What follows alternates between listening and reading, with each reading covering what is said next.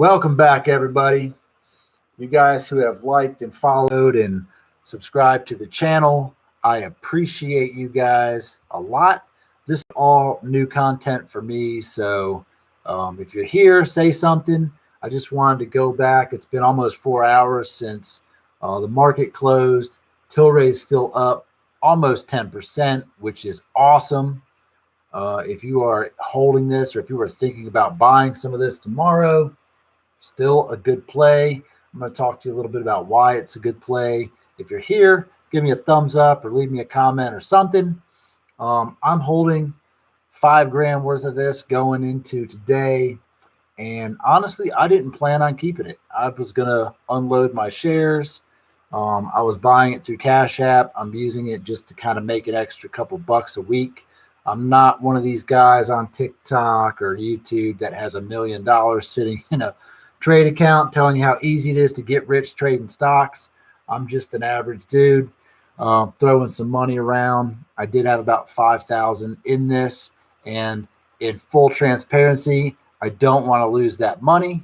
So I am being a little bit, I don't know, more cautious with my trades than some of these other guys. If you were ballsy and bought calls today going into tomorrow, more power to you. You are looking pretty good right now. The reason this is such good news is because Tilray was down 10% today, just after the bell, which was a pretty good hit from yesterday, sitting at 34. And if you watched any of the earlier videos I made this week, $34 to $36 is where I thought we would kind of be based off of the downtrend and the support that we had. And honestly, going into earnings is for me is scary. I've been into several earnings last year that looked great. Companies did well, stock tanked. So I wasn't really looking forward to holding this one after hours. I think tomorrow there will still be a take profit and go at the bell, as there always is. And pre-market could honestly go either way. It still could. As it sits right now, probably up $500 on today's play, which is great for me.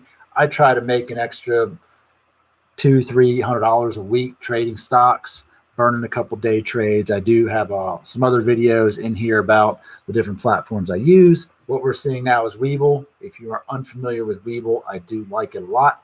But here's another thing that's happening is its effect on other stocks that didn't have earnings today, like the one that they plan on merging with right here, Afria Inc.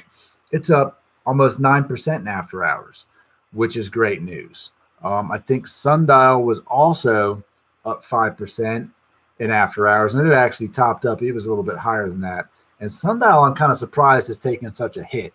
It was, aside from a meme stock, it was doing pretty well overall.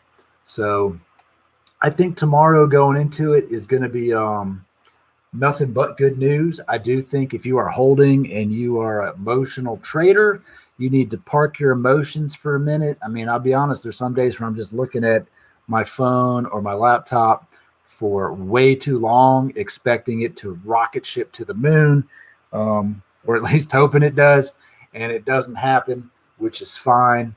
The last thing you want to do is sell for a big loss and then watch it hit a little uptrend here and go, I should have held it an extra hour, which, honestly, that's what happened just the other day as I was playing it out on Monday. That spike was not real, but, you look at this and go, oh no, it's $28, and you freak out and you don't want it to drop anymore. So you unload your position. Next thing you know, it's at 35. You missed out on $8 a share. I've had that happen to me several times over the year trading where the emotions got the best of me.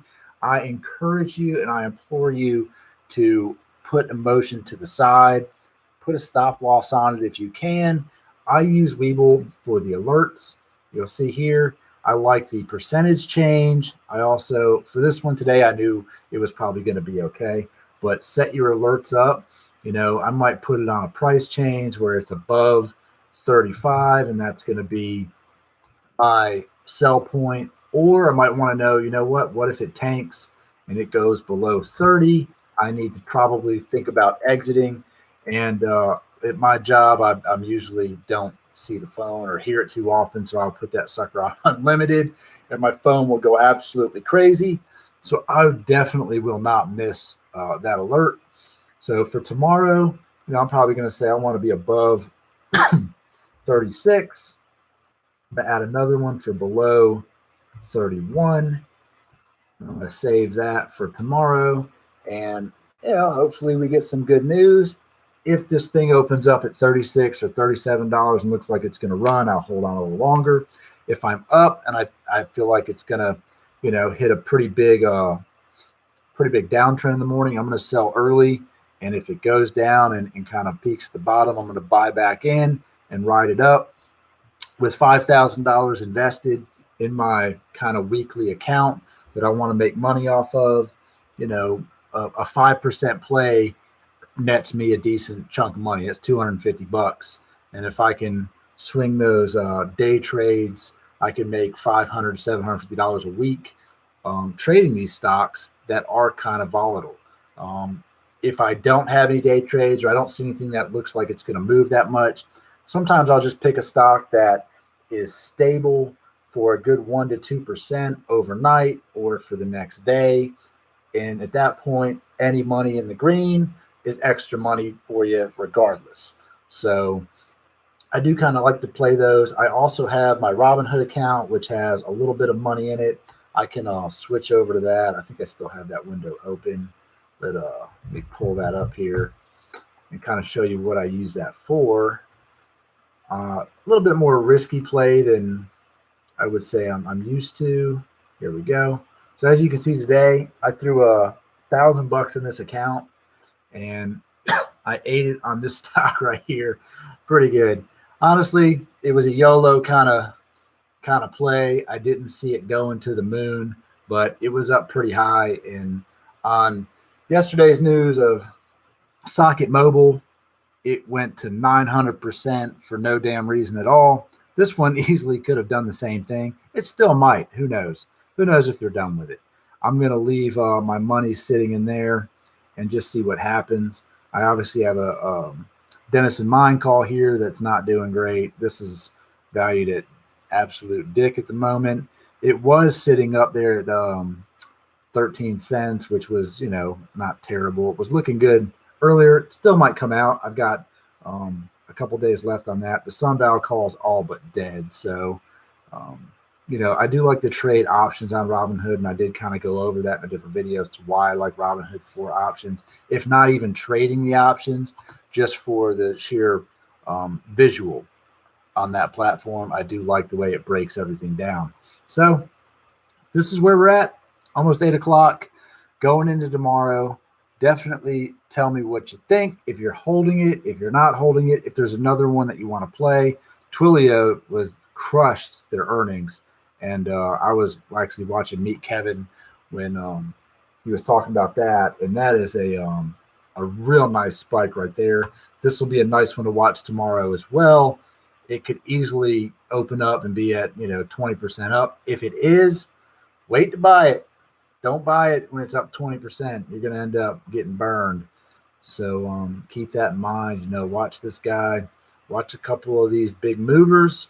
And I always check in the first thing in the morning, hit the markets tab, look at the top gainers. Right now we've got whatever this investment company is here, up 62% in after hours. That is unbelievable. Crescent Point up 30%.